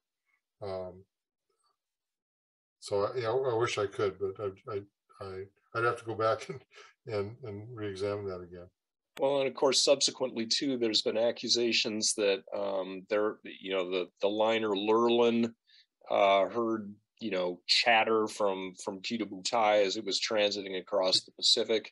There were other allegations that the force was sighted by one of the Russian freighters that was taking Lend-Lease cargo back. Both of those are groundless. There was a guy named Phil Jacobson who used to work for the NSA, very, very good at signals intelligence, obviously, and he wrote a series of articles on this whole Lurline nonsense, and effectively refuted those. As for the Lend-Lease, the Russian Lend-Lease freighter, people, I'm trying to remember the exact scholarship on this, but people have taken a very deep dive on, okay, what would the routes have been of the 2 or 3 Russian freighters that might have been candidates for this? And the bottom line is they take them way further north. They're going practically past the Aleutians. I mean, the Japanese were very careful about, how they figured their route of ingress. They wanted to go across the least habituated section of the Pacific that they possibly could. And in terms of their communications silence, that's very clearly documented in a book on their naval communications during the war. They were sailing under a condition of radio silence such that the only person in the fleet who was authorized under any conditions to give the ability to communicate was Nagumo. And it could only have been authorized if the actual outcome of the mission itself was in jeopardy. The ships themselves had physically removed their transmitter keys and had locked away their radios. I mean, there was no chatter going on. So, for what that's worth. Mm-hmm. Oh, we got a question from the chat, which is an interesting one. Which, after what happened to MacArthur in the Philippines, Martin, did you ever come across anything about attacking MacArthur as a way of distracting from Pearl Harbor, or kind of, having, something against the Republicans there? Because, of course, MacArthur on 44 made a serious attempt to try and get the nomination of the GOP. So I wonder if you ever run against anything like that. I can't say that there isn't evidence. All I can tell you is I was surprised at how little I could discover about MacArthur in that. And I just I looked at the time. I remember saying, "Well, how can I possibly do this story justice unless I kind of understand a little bigger picture?" But I never could find very much. And maybe I just wasn't looking in the right places. But it seemed to me to be an obvious one. Of course, he gains a lot of public cachet. And attacking MacArthur in that kind of setting might not have been politically wise, but to this day, I just keep wondering. And keep in mind, I mean, my follow-up on this book and the work here is not like it is with the work I'm doing on the last 35 years, where I mean, my knowledge is somewhat limited, and so I think even those speculations that I had that I wanted to follow up on, I just didn't do. All right. Well, I said Joe, Robert, Michael. None of you guys have. All right. Let me bring up again another question from the chat, which is, do the different Pearl Harbor inquiries, is there any kind of impact on the decisions about, which part of the world to prioritize in the war effort? Does making such a big deal about Pearl Harbor, does that have any connection to shifting more resources to the Pacific War as a result? My general knowledge of that, since I taught all this stuff for years in class, based on what I've studied, it was very difficult for Roosevelt to shift priorities because of what they considered to be the bigger danger of Hitler. And some people's assumption that the war with the Japanese would be over quickly, that we had far superior firepower to do that. Others took an argument that it was diplomatically impossible to place Japan over Europe and our allies in Europe. And I think a lot of the focus then turns to North Africa, and which is used as kind of an explanation for why Roosevelt had a Europe first perspective. Of course, he doesn't follow what Churchill would have liked him to have done, what the British would have liked. And of course, the cross-channel invasion was always considered to be the primary objective. But he listened to Churchill, and when Churchill was talking about the so-called self-underbelly of Europe and being able to come up through Italy and everything, which was not a very smart idea ultimately, but Roosevelt saw that the short avenue to get Americans into the European conflict was that way. And so after 42, the election, he goes that direction. But there was debate, and as much as I understand, certainly within the military ranks, within the Navy and others, in terms of what the priority should be, or should there be a kind of a moderated position where more resources are allocated in the Pacific than there were. Part of it had to do with they didn't have sufficient buildup to do it, from what I understand. They weren't ready in that respect. But I think there was a feeling that Germany was a stronger enemy. It was politically the move they had to make, and that they could end the war in the Pacific more easily. So that has been, I'm sure, I can't even imagine how many studies probably talk about that. But Pearl Harbor, as dramatic as Pearl Harbor was, I don't think that was sufficient to turn the tide. Although the popular reaction, and again, you look at all the information available there, they wanted us going toe to toe as quickly as possible. All right, so let's go in order. Gary, then Mark, then Ralph again. So Gary, you had a question, I think. I took my hand down. Not that I have a lot of questions, but probably too many. So I just thought I saw Ralph put his hand up, so I will defer to him. If you have time, you can get back to me. All right, so let's go to Ralph and then Mark, since Mark has already had two questions. Okay, so you're saying me? Okay. Yeah, go Ralph. Well, on this global strategic issue, which really fascinates me, also the political issue in terms of any accusation of FDR somehow, having planned this, Pearl Harbor attack as an excuse to get into the war.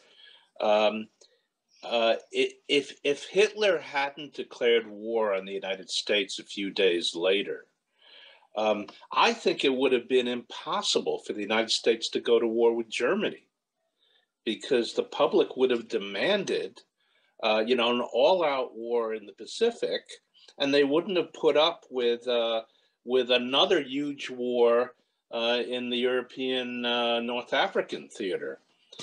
So Hitler did first of all, he sort of cut his own throat, and he also, did an enormous service to Roosevelt's real goal, which was to defeat Germany. Yeah, the time span is so short between Pearl Harbor and when Germany declares war, and there isn't any guarantee that Hitler would live up to his obligations to Japan, though at the time it probably seemed that he needed to. So I think that question, it would have had to taken kind of a prolonged period after Pearl Harbor when we had just kind of were at stasis for maybe some change to be made. But I mean, I don't. It would have to be something extraordinary. And again, without a declaration of war from Germany, that's would the United States have declared war on Germany? Well, I guess there was a way to do that by saying, well, the part of the Axis powers, yada yada yada. But we'll never know that, and that's historians are really bad at future prediction. So Yeah. I don't see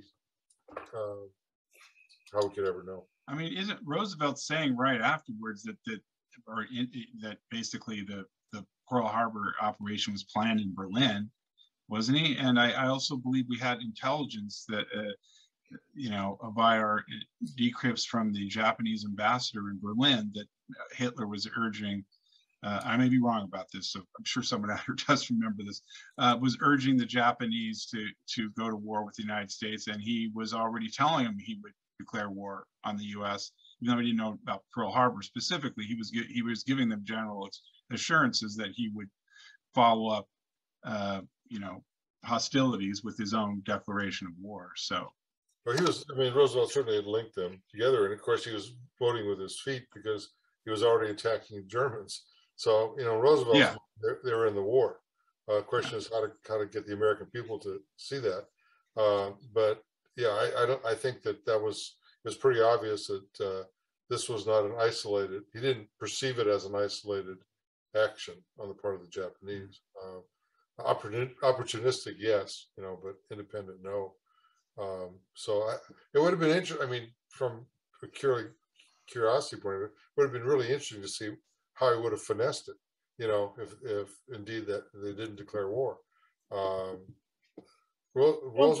He's not going to have to finesse it. I mean, given the aggressive stance of the U.S. Navy in the North Atlantic, the fact we've already lost a destroyer sunk, it's only a matter of time before there is some sort of a naval incident which leads to a casus belli. Yeah. We're going to be in a shooting war with the Germans in a relatively short amount of time. I just don't think there's any avoiding that. Yeah, I don't think so either. It's really come down to a question of how you sell that to the American people. And he was. Well, as I'm saying, he's already trying to sell it, isn't he? He's already trying to sell it by blaming the planning on Pearl Harbor on the Germans. He was doing a lot of things to blame them, and but the thinking of the Reuben James didn't. Yeah, another time it could have been a casus belli, but it wasn't taken as that. No. So he really had a tremendously difficult political job to sell a war with Germany to the American public. Well, he wasn't anything. He was a fantastic politician. I have convinced. He was indeed. But Hitler would have made it terribly difficult for him if Hitler hadn't declared war in the first place. I'm not clear the Japanese. I'm not clear the Germans wanted the Japanese to attack the United States. Yeah. In that time.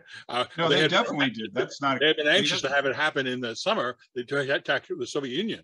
That was. They would have loved an attack. That was the dream. But if the Japanese had waited 6 weeks or 3 weeks, the Germans have returned back in Moscow, and the Germans are not going to win the war that year. So Japanese, in that sense, if you want to look at the grand scheme of what if and counterfactual, that was it turned out to be a bad timing. For the Japanese, because if they'd waited 3 months, they would have gotten what many of their diplomats in 1940 had said: "Sit it out." Yeah, well, Hitler needed Japan at the Russians' flank. He did, and he may have treated other countries duplicitously, but I think he understood that he had to close ranks with the Japanese, even if the timing what they did might not have been, would have been favorable in his mind, but. Yeah, and another question. How much is there in the different reports about the issue of radar and, whether they detected the Japanese coming in, and into the question of, how the specifics around the chain of command from the radar operators to Kimmel, how that worked, failed, etc. Marty. Yeah, again, trying to recall. I went back and looked at the book. I didn't read every word of it again. During the post-war investigation, of course, all that stuff was being exposed. I don't know if there's much before then or not. I'm not sure. I know that the objective of a lot of those small inquiries had to do with the local commanders and whether or not they're going to court-martial them or not. So speculating, I would say that wouldn't come out till after the war, but I'm not sure of that. I'm really not. I'm a lot closer to it than I am now. I was just going to say, I've had some conversations on that topic, again, with Mike Wenger, and I'm trying to remember the specifics, but he basically made the point that, again, given the arrangements between the Army and the Navy, and Kermit Tyler didn't really have that much ability, to, push the panic button and suddenly, everybody's at general quarters. It just, the mechanisms just were not in place to make that happen. And in fact, if he raised too much of a ruckus, he would be in violation of some of his standing orders in terms of how he was to handle himself. So it was a mess.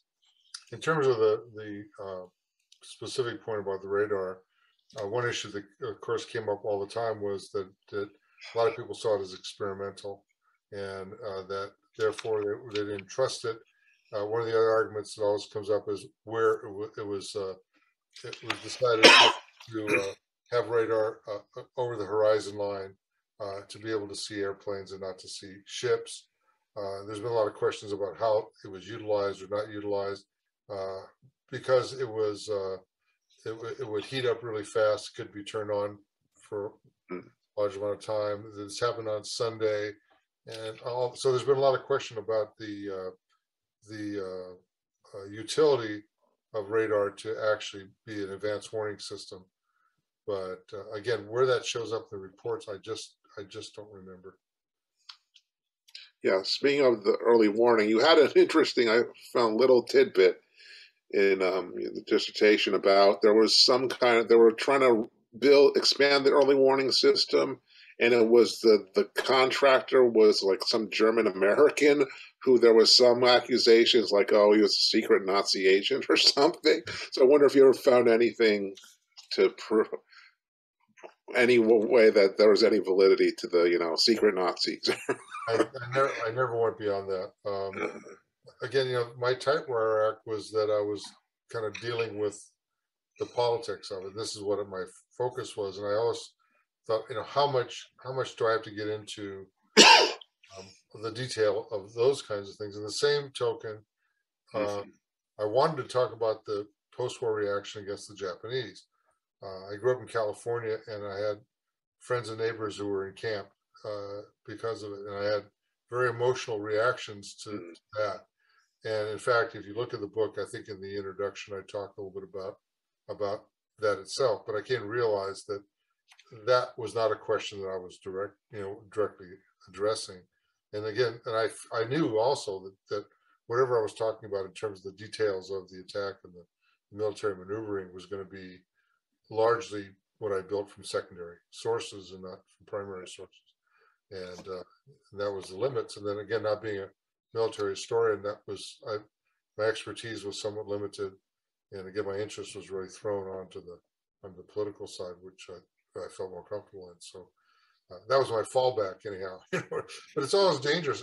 There's nothing I've ever written where, I write environmental history, and, I do litigation work too. And on the witness stand or in depositions, I get asked questions they ask chemists and questions they ask engineers and others.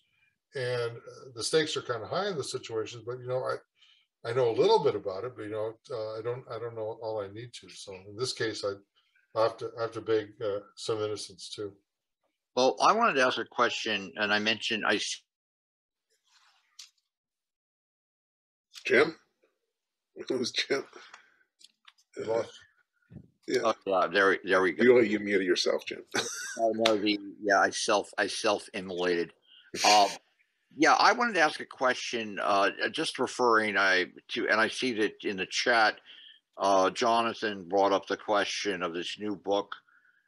Perhaps you can chime in on that, on the German declaration of war. But I wanted to ask you, one of the things I've found fascinating in the past 30 to 40 years is whenever I debate conspiracy theorists, and I'm talking now about people who argue about the Kennedy assassination, people who argue about Martin Luther King, Malcolm X, RFK, the origins of the Vietnam War and the Gulf of Tonkin. I think we have enough documentation to argue that there's a little validity to that aspect of it. But, and also 9/11, they always bring up the Pearl Harbor issue as if it's sort of the pillar of their arguments, sort of the base concrete that they base their arguments about conspiracy theorizing on. And I'm wondering what your thoughts are on that, since essentially, when you're looking at your dissertation, you're seeing the origins of these kind of thoughts in American. I mean, obviously not conspiracy theory, because I go back to Hofstadter's classic work on that. But American, conspiracy thinking is American as apple pie, as H. Rap Brown would say. But I'm just wondering what you think about that. I think that's a really good question, and let me dance around a few little parts of it. First of all, you couldn't help but think conspiracy when you're writing this book during Watergate. I got to tell you that Watergate had a tremendous impact on on the timeliness of my work, and I dared not to make direct comparisons in the work between what was going on in Watergate and Pearl Harbor, but I was fully aware that this kind of thinking and what it brought up from different quarters was important. I also was aware when I was writing the book that I had to delve more deeply into the revisionist works, and when possible, talk to them. Because not that I was trying to determine, or that in my mind, I thought what they were saying was not correct, but I needed to have their point of view and why they believed they did, and on what basis they developed these arguments. And then also, to test myself that I was making a proper assessment based on the evidence that I saw. So it was always in my mind. It's interesting that in some of the reviews and in some of the responses I got, people kind of lumped me in with the revisionists because I talk about cover up and I talk about, planning to keep these things quiet. And I kind of tried to draw a clear line between that and the work itself. But I was seen by some of these people as an ally because I was being really anti-Rooseveltian and everything else. So, and I tried very hard the way I wrote it to make sure that I didn't fall on that side of it, or did I see this as a conspiracy theory based on my reaction to the players. So it was always there, but again, I try to take it seriously because I thought it was important to have my best judgment, and also not to pre-indict people I didn't know, and I needed to read them. And a lot of them confirm what I thought about their thinking, and that's fine. But it kind of, in some ways, some of these people gave me ideas for other things to look at and to draw judgment on. But yeah, it's not surprising me that Pearl Harbor gets placed into that category in the same way that the Kennedy assassination does. Less so with things like 9/11, where some of the responses are so preposterous that they don't make any sense at all. But where there is shadows of doubt in the Kennedy stuff still, I was talking to a friend of mine who's a big into that. He's read hundreds of books on this. We had a long discussion about it. But Pearl Harbor falls into that as well. But the presumption that somehow there's conspiracy attached to it is a little unfair on the Pearl Harbor question. But nonetheless, it's just that iconic event. People, most people of a certain age, you mentioned it, they know what they think about it, and I think that was good for me as a topic, to work as a dissertation. But yeah, it certainly swirls around in that way. Not in the same way that I think today, things are just kind of out of control when it comes to the variety of types of conspiracy theories. Right. Let's see, Frank, unmute and ask Professor Melosi your question. Yeah, well, that's interesting that you point out the narratives are somewhat dependent upon the moment, the political moment of the time. Today, I'd like to address Japanese internment and the idea of white racism, okay? And this is piggybacking off what John and Ted said about the meticulous and sophisticated planning that went into this operation from Yamamoto's point of view, but not just his, throughout all the way to Singapore. These were war games. These were in-depth, and they were over a long term. And that's relevant today in Ukraine, by the way. You know, it's what the Russians are doing is looking at their own past, but from our point of view, looking at the Japanese way they did their preliminaries to this was extraordinary from compared to us. We're sort of spontaneous in many ways when it comes to military planning, and we pay the price sometimes. But in that respect, they're an example, a shining example for anybody to show how it's done. And because of that, you have to look at it from not just the way Yamamoto deployed his force, but also the prior espionage. Espionage must have been far more elaborate than we understand it. Much more, because in my opinion, and I'm going out on a limb here, based on the fact that they lost 36 aircraft over Pearl Harbor, they did not want those aircraft carriers there. It's my opinion that there is nothing in their planning that catered for those aircraft carriers, which suggests espionage of a very high order. And it is. I'm going to push right back on that. Oh, let me finish. Oh, you have finished. Oh, I'm sorry, Bianca. Okay. Go on, Frank. All right. Before we tear you apart. You don't believe me. The idea that narratives have given is that there was practically no residual Japanese agents on Pearl Harbor after this event is, I think, absurd, okay? I also think it's absurd that we don't look at things like the Kun family. That is a very bizarre situation, but there's something that links the past, doesn't connect. It doesn't make sense that agents of what was Rudolf Hess's intelligence organization would be there on the day at that particular time talking to the Japanese consul. That makes no sense to me unless there is a more thorough understanding of it. So in that respect, when you look at Japanese internment, there must have been arguments that I think were somewhat genuine in saying that there was a threat there. It made no sense to do it. I mean, it absolutely didn't. It was illogical, but there was an argument. And I think, unfortunately, the narratives of the time dismissed these arguments too early and too easily.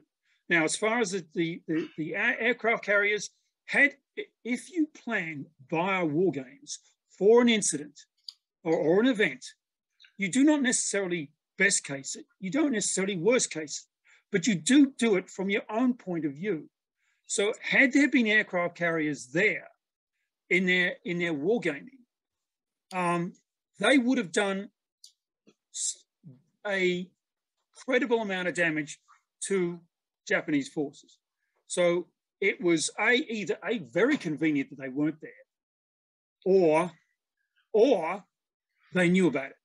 So that's my spiel. Take it for what you okay.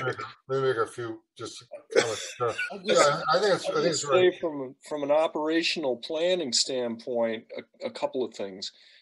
first of all, the operation was not long in gestation. There's still debate over when Yamamoto actually started thinking about this. It was sometime in early-ish, mid-ish 1940 when he got that an inkling. But then if you also just look at the force allocation between the two attack waves, the entire dive bomber contingent for the second attack wave was originally slated to go after carriers. And certainly the torpedo planes that approached, and this was Hiryu and Soryu's mob that came in on the opposite side of Ford Island, were explicitly tasked with going after any American carriers that were there in the basin. And the dive bombers, likewise, all 81 of them were explicitly tasked with the destruction of American carriers should they still be in the harbor after the first wave was done.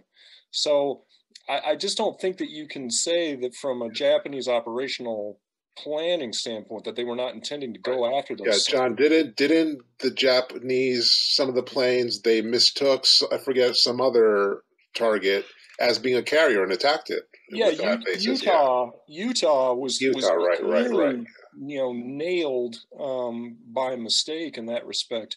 The other thing I would point out too is that if you look at the two extant versions of the targeting orders that are given to Kitabutai, one of them comes from Captain Kurashima, who is Yamamoto's right-hand planner. Because you got to understand, Yamamoto was not himself involved in the tactical planning of this operation. His purview was not only looking over the Pearl Harbor attack, but also putting together all the planning for the operations that are going to be going on down in the southern resource area. So he delegates to Kurashima, you go and plan this thing in concert with the guys in Kitabutai, namely Kusaka and Genda.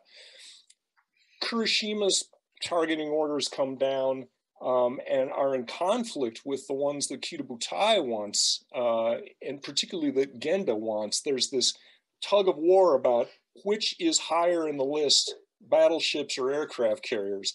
And in Yamamoto and Kurashima's targeting orders, battleships are number 2, carriers are number 3, and in Genda's targeting orders, they're reversed. It's carriers number 2, battleships number 3. Land-based air is at the top on both of them. So for what that's worth. Can I bring something up? Sure, Martin. Whether there was espionage or not, I mean, I can't answer that. It's an interesting idea. But as a justification for the encampment, it was largely specious. First of all, Stimson and others said that they found no evidence in California. And whether there is or not, he just said that. They didn't encamp people in Hawaii because it was logistically impossible to do it. It was not logistically impossible to do it in California because Japanese American, Nisei and Nisei both, were concentrated into very, very distinctive areas. Sacramento, parts of Los Angeles, Santa Clara Valley, they're all very tightly connected there, even separated from the Chinese. So it was very easy to do it. And also the long history of the Californians' reaction to the Japanese, the racism was of a type that they found the Japanese to be superior. That's why they cut them out of the school system. They were afraid that they would compete too effectively with the local Caucasian kids.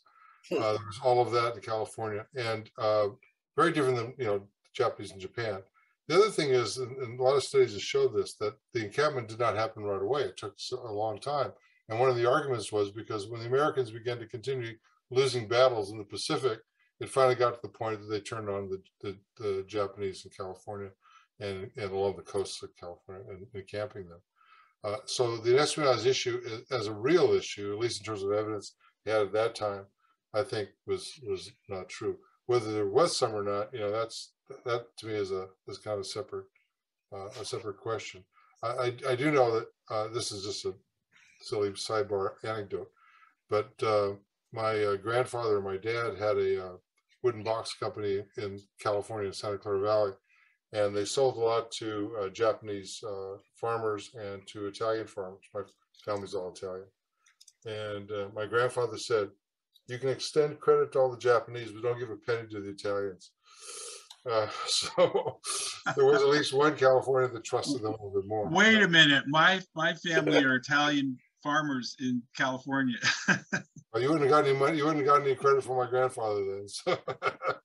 Well, we were in the southern part of the valley, so all of his buddies always wanted the handout. Well, that's what it was. Anyhow, but that espionage question is interesting, but I wanted to chime in. I think on the encampment issue that there's other things at play, you know, that were responsible. Right. Well, just as a matter of interest, I did not realize that they did not bother in Hawaii with the process of putting them in. It was martial law in Hawaii. Does that mean you cannot use Western Union? I don't know. Well, I know. Well, I don't know about that, but I do know that Patton, if you can use Western Union, when General Patton was in charge in Hawaii, his reports said that they could trust the native Japanese Americans. He did not. He dismissed the idea that this is a dangerous third colony, and in his report. And they didn't talk about that much after Pearl Harbor, but in fact that was part of the report originally for him. Well, just to add. First of all, let me get something straight. It's imbecilic to put people in internment camps. All right, but if there is 0.01%, that's a factor. And if you've got anybody who is pro-Japanese, who's pro-Hirohito on the island of Oahu, then if they've got access to Western Union, they know about Yorktown. There's no question. I mean, to me, that may sound absolutely illogical to everybody else, but I'm sorry. It's just the only espionage agent that we know about who was on Oahu was Yoshikawa, who was making observations out of that tea house. I've actually been in this tea house on 2 different occasions doing Pearl Harbor tours. And I guess I would argue that, just the quality of the information that he brought back alone was sufficient for the Japanese planning process. They had a very good idea by the time they were running up to the operation, what the sort of standard weekly operational tempo was within Pac Fleet at that point. And what else did you need? Well, one thing I wanted to add to this is that great book, Hawaii Under the Rising Sun, which explores the whole issue of invading Hawaii after Pearl Harbor, extensively deals with this issue. And just to reinforce what Jonathan said and Ted said, there were indeed more espionage networks on Hawaii than there were in the mainland. But they also reached the conclusion that the overwhelming majority of the Japanese Americans on the island of Oahu were loyal. Remember, they were part of the National Guard, the 100th Battalion, etc. And so, and that's a pretty strong part of that book. But let me bring it back to Alex, and then maybe Ken has a question. Yeah, I have to go pretty soon. I hate to. Yeah. We've kept you over 2 hours, so we're glad to have you as much as we did. Well, yeah, Ken, go. To be as brief as I can, I had heard it was a standard nautical theory, military theory, never leave your ships in port during diplomatic negotiations. Going back to Greece, if you know you've got a situation going on, you don't leave your ships in the harbor, because when the English and the Spanish, before aircraft, they came in with the ships burning and stuff, and so you never leave your ships gathered like that to be a target when you know you're in diplomatic conflict. And U.S. had cut oil, stopped the oil delivery to Japan, was just about strangling them. So they knew that Japan was really pissed off. And I'm just talking as a layman. I'm not a historian I haven't been in the military. But that, I thought, is that really a standard concept in nautical defense? Not to leave your ships in the harbor during conflict or negotiations? I've never heard of it. Never heard of that. Okay. No, and I would count myself. You don't leave them tied up in a storm in harbor. So if you can put the major fleet ships out to sea, they're better off at sea than they are in the harbor. That was, of course, a standard thing. But I think the issue in general, though, is what I mentioned earlier when I was making the point that when you move the fleet to Hawaii, you put it in a ultimately much more vulnerable position, but that's not what it's there for. It's not there to be vulnerable. It's there to tell the Japanese to go home. Don't come near us. We mean business. but the problem is, for the Japanese, they could understand quite clearly that was not possible, that the American fleet wasn't going to sail to Okinawa or bombard Nagasaki. So what's it there for? It's a projection of power. And we do this a lot. And we just sent 3,000 men to Romania, right? I'm not sure that the Russians are deterred by our force. I know what they're there for. I'm being cynical here, but the reality is you have to. The American soldiers there in Europe in when I was first involved in any kind of national planning in the 1970s, the American forces were in Europe there to die if the Russians attacked in Central Europe in the nuclear war. That's what they were there for. Nobody thought they were going to stop the Red Army. But if the Red Army came across the border from East Germany and at the Fulda Gap, and we died, there was World War III. So the Russians wouldn't do that. That was the hope. Turned out we were right about that. We were lucky about that. I was there. I didn't know that. I tell you, the first 200 or 300 documents I read when I was on the Soviet Forces agreements scared the hell off of me. So I can just say that we came awful close. Yeah.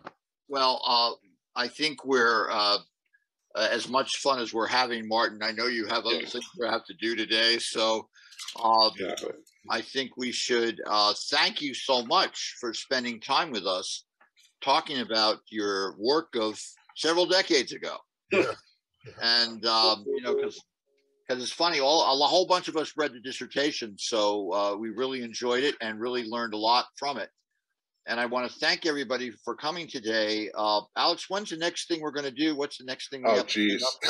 You're the one who hasn't lived. I don't remember. In late February, we're going to have John Prados talk about on Clark Air Base. And then we'll start discuss a whole big thing with Gary and some other people. Yes. Mark Stoller in particular on Sledgehammer, which is going to be a lot of fun. Right. Yeah. We're going to start sledgehammering the sledgehammers. Anyway, I want to thank everybody today for coming. It was a nice turnout. I want to thank Ken Aaron in particular for bearing with us and helping record it. John Parshall, always great to see you. Ted, the same. And frankly, everybody who came today, Ralph, Gary, Joyce, Bianca, Brandon, and Ralph, etc. We want to thank you. And Martin, once again, thank you so much for spending time with us today. Thank you so much. Enjoyed talking with you guys. Great.